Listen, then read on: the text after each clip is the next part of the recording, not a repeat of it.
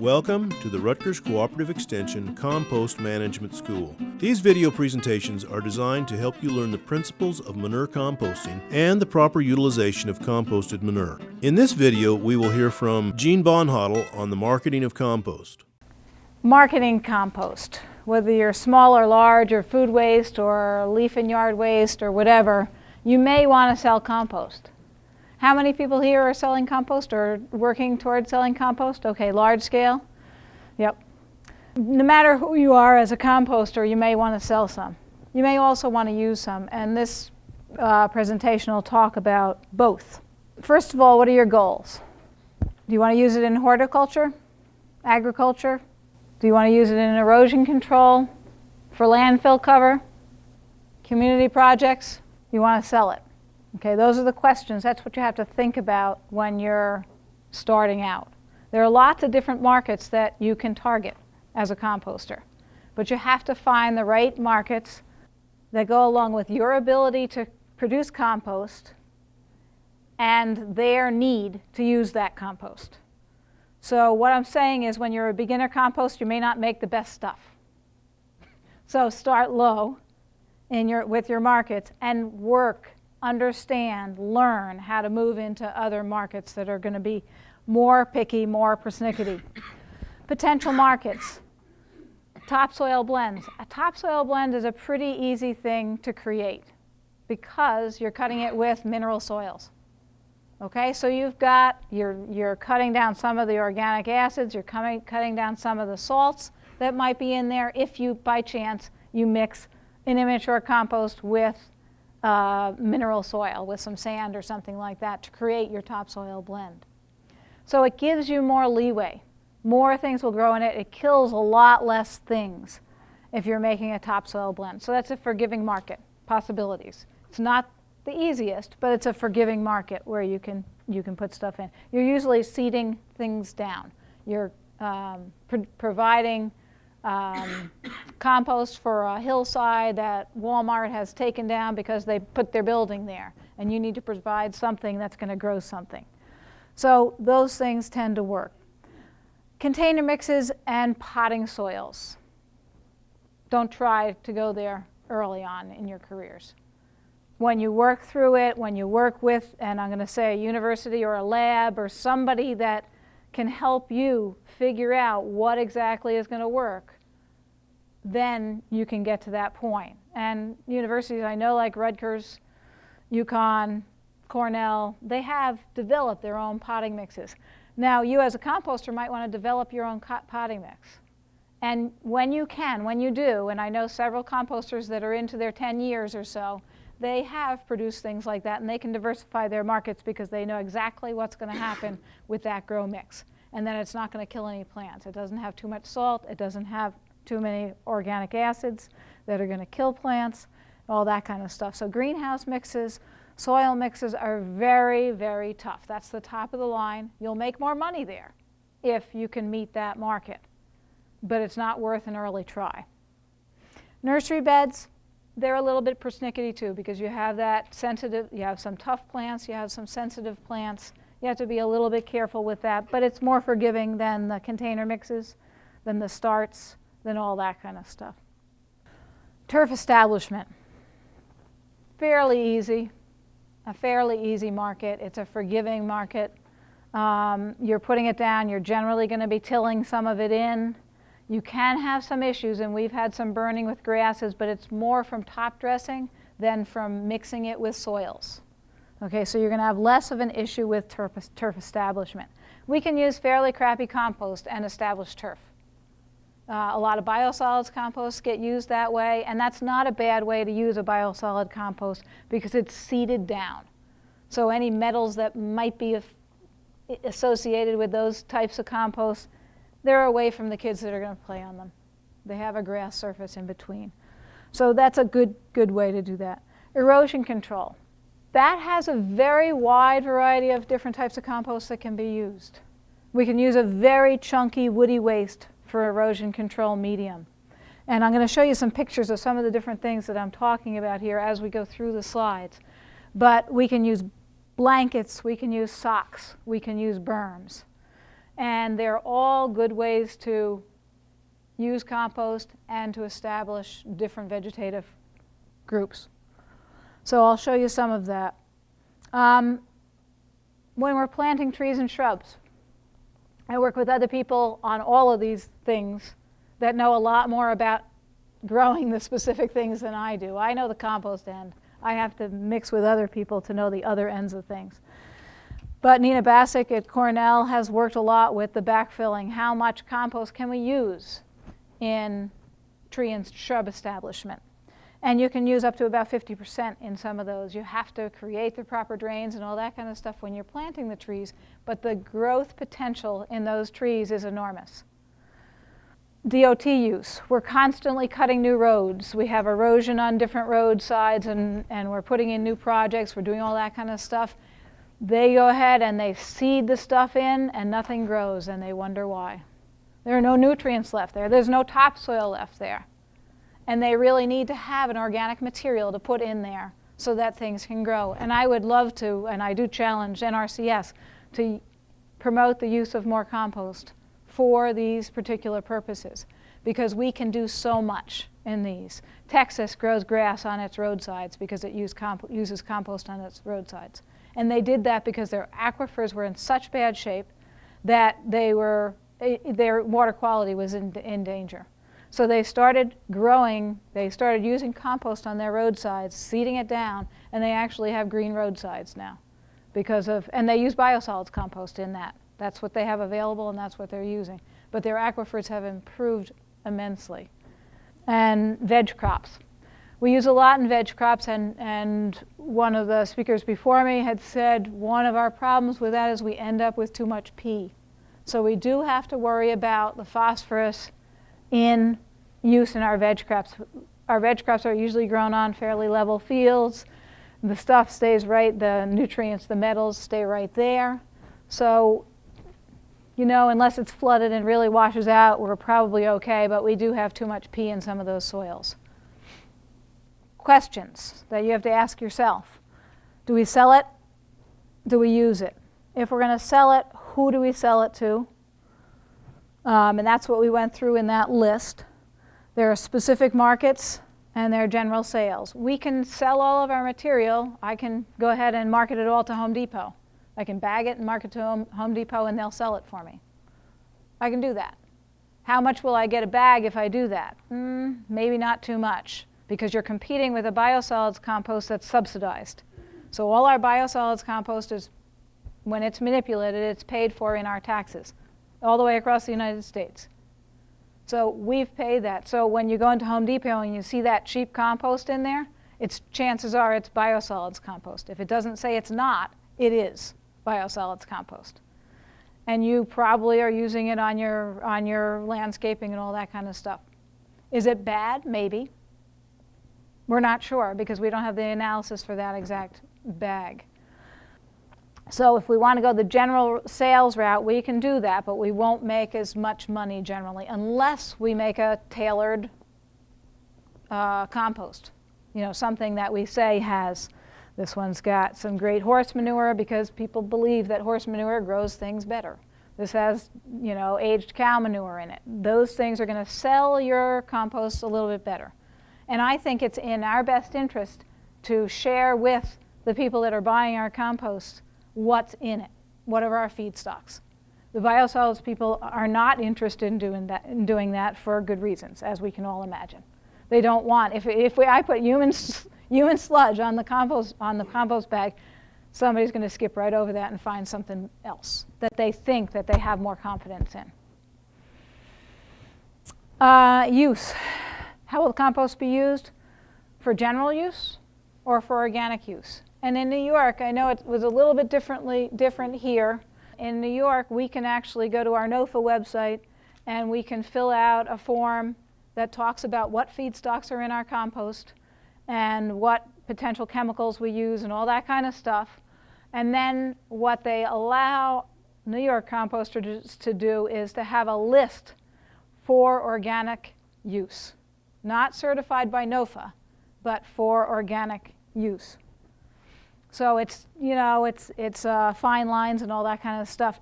We have more and more compost being used in organic agriculture. And I'm talking about agriculture, not small stuff, but large stuff in New York. We have, Del Monte has acreage, thousands of acres in organic vegetables in New York. We have a poultry facility that composts, that has, you know, 500,000 birds. And they compost their manure, and they sell a lot of it. Somebody, I think you probably buy some of that. They sell a lot of it, but then they also use some of it on their own acreage. They don't have organic poultry, so they don't use it for their chickens. They sell it to organic producers, organic egg producers. And they make a lot of money that way. It's just a side benefit. Those eggs bring in money, that manure brings in money. And that's what you need to think about, is all of these things have a value. And it's worth somebody's time to manipulate those things so that we can add value to these things and market them. What do we need to know about those customers? We need to know what their requirements are, and we need to know what the demand of the markets are. What's our goal? General sales, know what you're selling, let them know how to use it. Use instructions are very important in these things. It doesn't, you may not sell in a bag, you may not have a label, but you can have a one-pager, and that can go out with people. And when we have a specific compost, like we do fish waste compost, we don't want it used on certain crops. So we give out a one-page sheet on that to say, this potentially has heavy metals in it. We'd like you not to use it on your vegetables. We'd rather you use it on your flowers. And, you know, the specific uses for these things, because then people understand, I put it on a 1/2 inch, I put it on a cupful. I do this, I do that. And each specific compost can have those requirements, can have those guidances. How often do we have to test these? If we're doing general sales, how often do we test? Well, if all I'm ever composting is leaf and yard waste, and it's a consistent feedstock all the way through, I really don't have to test that often. If I'm changing my process and I say, okay, well, my leaf and yard waste is awfully dry, I want to add some food waste to it, then I have to go ahead and test that to see if I've produced a different quality compost. Chances are that little change won't have much ramification. We tested everybody's compost through a grant, and now people test a little bit more because then they know what's going on. Organic matter is an important one.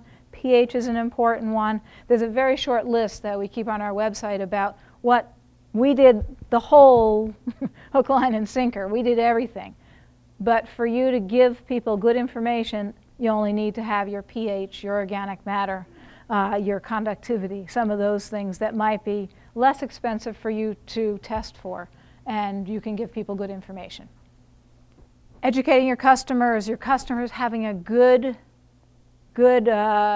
experience will bring those customers back, and they'll tell their neighbors and they'll tell other people, and you'll get more business that way. So this is a compost blanket that's on a very steep slope there. Okay, and they're able to put those blankets on slopes, and the blankets will stay there, because if it rains on soil, the soil will be picked up and brought down the slope. If it rains on compost, the compost absorbs it and keeps a nice moist layer over that soil and allows things to grow in it. These are used for erosion control here. These are compost socks. You know how we use hay bales and fences and all that kind of stuff, and you see them swept off into the stream and stuff? This actually works. And those are socks. They just fill them with any type of compost, and those socks will form right into that gully and help with our erosion control. And so we're using more and more of this kind of stuff for compost. It's not necessarily a high quality compost. It can be a very woody compost for that, because we want it to filter those waters and slow those waters down. For organic use, we need the time temperature requirements. So we have to keep records if we want to sell for organic use. And that's not a bad thing. It's not that hard. It can be done. In New Jersey, can we use leaf and yard waste for organic compost? Yeah. Okay, so we can do that.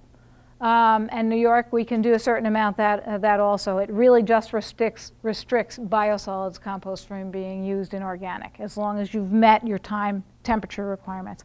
Keep good records. As I said, that calendar in the cab of the loader is fairly adequate. We can put our temperature right in that box. We can put how many times we've turned it. We can do all those things right in there and then summarize that later.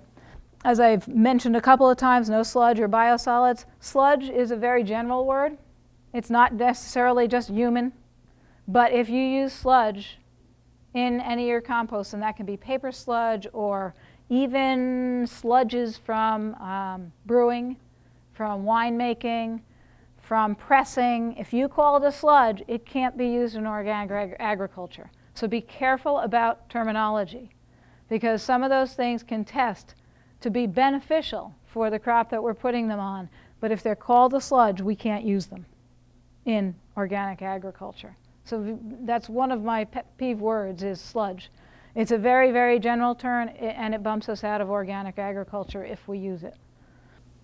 More intensive management is required in general, so you just have to pay a little bit more attention.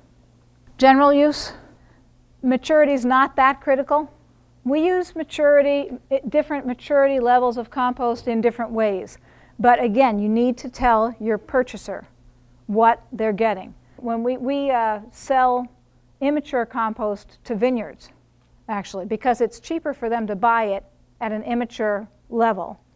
It's past its thermophilic, it's past its 2 to 3 weeks old, so it's okay, but they can pay $7 a yard versus $25 a yard for that. What they do with it is they bring it back to their vineyard, haul it back, and they windrow it and just leave it in a static pile, and then when it's time for them to apply it, they're ready to apply, and they have not incurred the costs of a mature compost. So different needs, and they really established that for us. We didn't establish that for them. They said, well, we can't afford that much. We can't afford the $25 a yard, but we can afford $7 a yard, and we have space. So we'll take it now and use it. At Cornell in particular, we didn't have a large enough compost pad for all the waste that we have. We have lots of barns, lots of animal waste, lots of food waste, all different kinds of things.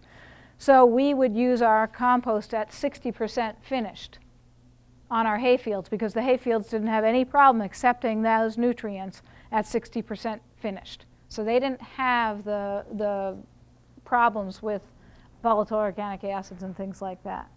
We also use what we would call killer composts. Now, killer compost is an immature compost that can be used in row middles in strawberries. Okay? It's immature, so weeds are not going to grow in those row middles. However, the next season and the subsequent seasons, it will be fairly finished compost. Then it's going to grow things really well, so you may have weed problems in your subsequent years. So they do some of that. We play with the process. We play with what we're doing and understand what we're doing, and we can use things in different ways. So I may have my strawberries, I may plant my strawberries into those row middles where I had the killer compost when I plant my next crop. So there are different strategies to use for different things. Certification programs. There are a couple. U.S. Compost Council has a certification program for composting. You pay, I think, $750 to be a U.S. Compost Council one. One of the requirements is that you provide testing. They don't require what the tests need to be, so it's very loose and fast, but it might help you sell some compost. Rodale, Organic Gardening Seal of Approval. That's a program that's between Woods End Research Lab, which was mentioned earlier by Uda. They provide those Solvita, or produce the Solvita kits. And they have a whole myriad of different testing that they want to have done. It costs, I think their series of tests costs about $1,000. So it's not horrible. And it's more of a one-timer, batch type thing. And what they'll do is they give you all the uses. So if they test your compost, then they'll say, it'll be great for this, it'll be okay for this, it'll kill this. So they'll give you the idea of what it's best to be used for. And as a one-time thing, I don't think that that's a bad way to use that program. There's also NOFA and OMRI. NOFA in New York anyway, and here we don't certify them, but in New York, NOFA does allow that. So they're watching it. OMRI also is another one. It's difficult to work with often, but I mean, well worth it if you want to aim for that organic market. So you may want to do that. When we were doing some of the looking around on marketing compost, we also checked out to see, well, what would it take for us to get the Good Housekeeping seal of approval for our compost? Anybody have any ideas? If we want the Good Housekeeping seal, the gold standard. Just pay a bunch of money and advertise in their magazine and we can get it. So we were looking for this. We were looking for what edge what could have, and that's what we could do. So I don't know if that's the direction you'll want to go in. Turf application, tremendous. We did a whole study in applying compost to playing fields, soccer fields, football fields, that kind of stuff. What it does is reduces injury for players. It increases growth. It allows for early green up. But because it makes the ground more spongy, kids aren't getting hurt as much. And they're also not being exposed to the chemical fertilizers. So it's popular, but do schools pay for compost to top dress their fields? Not too often. We are working toward getting that to be better because we can produce some good playing fields if that happens. And we did this study over a 3-year period, 6 applications to speed up the cycle and look at how things would be affected. It definitely keeps grass on the fields where we may not be able to keep grass on the fields otherwise. And I can't emphasize enough the water holding capacity issue. As climate is changing, and it seems to be, we have drier and drier, longer droughts, all that kind of stuff. If we can use more compost, we can keep our grounds from really droughting horribly, and it's going to protect everything, including us. The grapes I mentioned before, we put it in the row middles, and it can be somewhat immature. We don't want it up against the rootstock when we're putting compost on grapes because they have a different nitrogen cycle. They want nitrogen at a very specific time. And we work with our grape growers to figure all that kind of stuff out and have done a little bit of research in it. But we don't want too much nitrogen close to those stems because it's going to suck it up and it's going to end up with what they call bullwood. It'll make big stems. And they don't want that. They want grapes. They don't want stem. Used heavily in landscaping and very forgiving market again. These are the machines, these are the trucks that fill those socks, just to show you. It's just a sock material. They come in different sizes. And that's the sock being filled there. Those are also used on stream banks. They can be pinned in, and we can actually put seed right in those socks so that the native plants are going to grow right out of those socks and establish the vegetation that we want there, not something that doesn't belong there, that shouldn't be there natively. This covers New York because I don't know the specifics about New Jersey, but we have a fertilizer law in the United States, and it goes state by state. It's monitored by or imposed by ag and markets generally. And we ended up having a problem because of the fertilizer law. If we call compost a fertilizer, which it really isn't, we can't claim any NPK. However, when we're a CAFO and we're exporting nutrients, we have to claim how much nutrient we've moved off the farm. So we pointed that out to the policymakers, and they're working on it.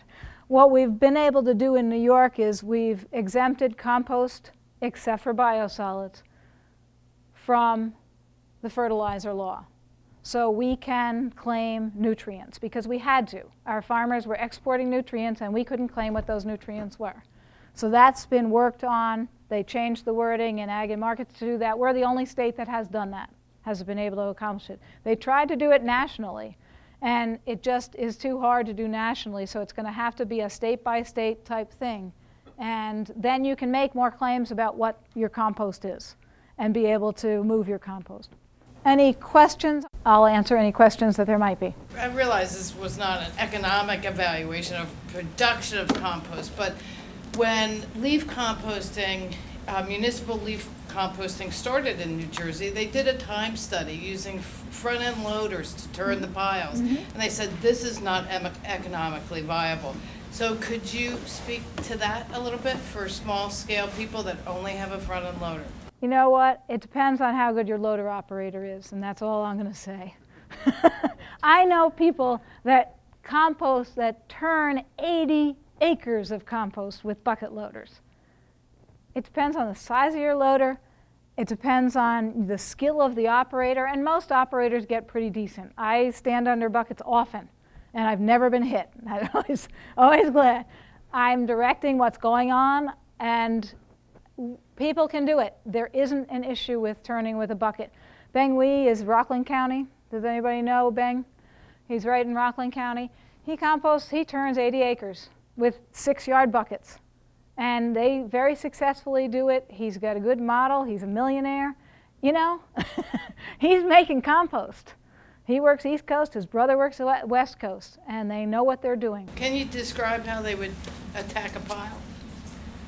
Well, it depends on size of pile and it depends on size of equipment. So you have to size appropriately. But you can have piles, if you're turning with a 6-yard bucket, you can have a pile that's 15 feet tall.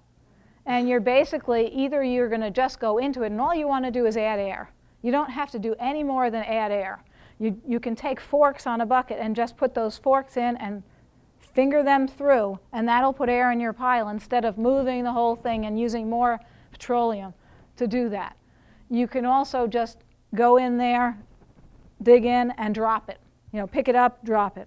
So That's some of another the way. layouts on that N-Rays book where you have 2 windrows together with a wider aisle between them, does that spacing work, do you think? Yes.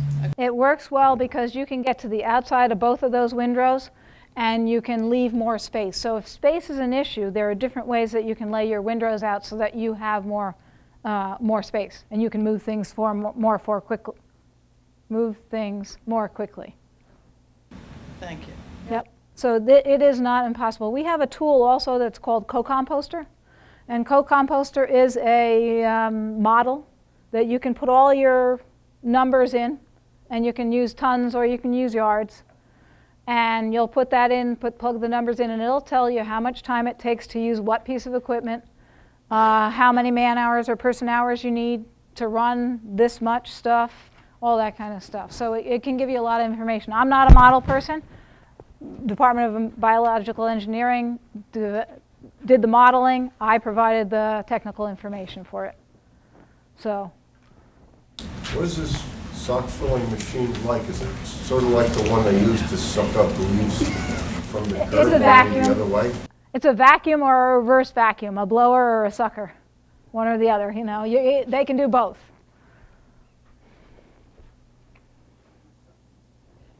Would do you market your mortality composting? We don't. We encourage people to use their mortality composting on their own property.